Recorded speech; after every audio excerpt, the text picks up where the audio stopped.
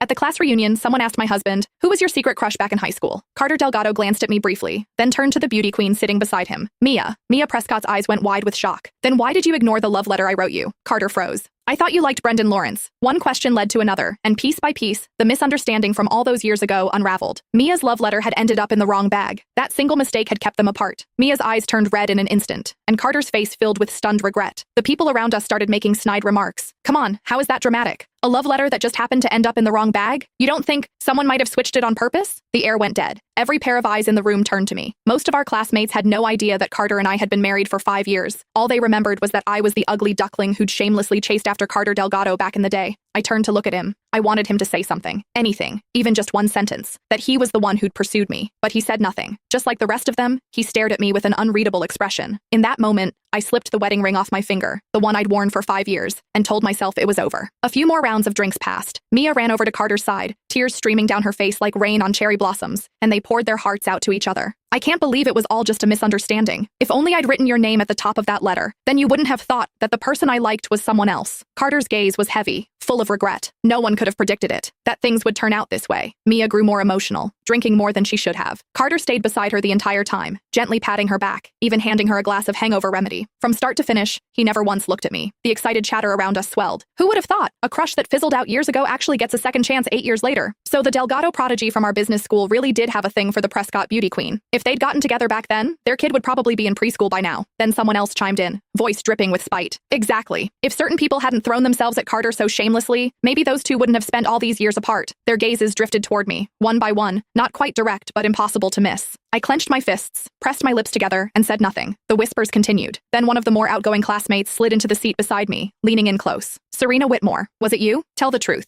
Did you swap the love letter on purpose so those two would miss their chance?" My expression turned cold. I was about to say it wasn't me, but the crowd erupted before I could speak. I'd bet money on it. Everyone used to say Carter and Mia were the golden couple. They were obviously into each other. The only one who didn't get the memo was Serena, pining away, staring at Carter every chance she got. We all saw it. The second evening study hall ended. She'd drag him out to the track field. Who knows what other stunts she pulled? Swapping a love letter? That's nothing for someone like her. Obviously she did it. Do we even need to ask? None of them knew that Carter and I were together. 8 years as a couple. 5 years as husband and wife. They only remembered that I used to hang around Carter a lot. They assumed I was the one chasing him. A lovesick nobody reaching for someone out of her league, desperate to land the golden boy. But they didn't know the truth. From the very beginning, Carter was the one who pursued me. He was reserved by nature, never one for public displays. He'd never once posted about us on social media. Every step forward in our relationship had been his initiative, his doing. Yet somehow, he always came out looking like the innocent party. He was the prodigy of the business school, turning heads wherever he went, impossible to ignore. And me? In everyone's eyes, I was never good enough for him. But that was no reason for me to be mocked, to be humiliated. I